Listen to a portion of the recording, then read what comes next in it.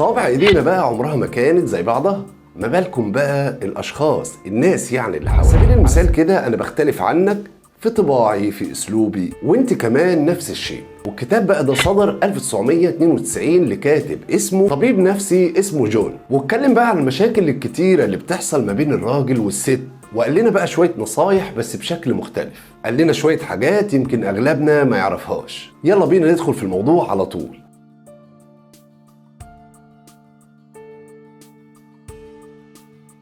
الكتاب ده بقى مهم جدا ومن اهم الكتب في العالم اللي يخص الطب النفسي التطبيقي، والكاتب عايز يوصل لنا هنا او عايز يعرفنا الفرق ما بين الراجل والست وازاي هنا يتعاملوا مع بعض. قال لنا بقى طبيعة الراجل بيحب بقى ان يكون عنده ثقة في نفسه في ادارة شؤون بيته، الكلام ده لما يتجوز. كمان ان هو يكون صاحب القرارات اللي بياخدها في حياته، وبيكون سعيد جدا لما القرارات دي بتكون ناجحة او صائبة. طبيعة الراجل كمان بيكون عايز يكون الرأي اللي في الاول والاخر هو بتاعه هو مش بتاع اي حد. دي طبيعة الراجل عموما. يحب كمان يسمع من شريكة حياته النصيحة، ولكن انها تخلي بالها كويس جدا من رجولته وكرامته وتحفظ شكله وصورته قدام الناس، مش العكس طبعا. الراجل عايز دايما يحس بانك انت واثقة فيه وفي قدراته.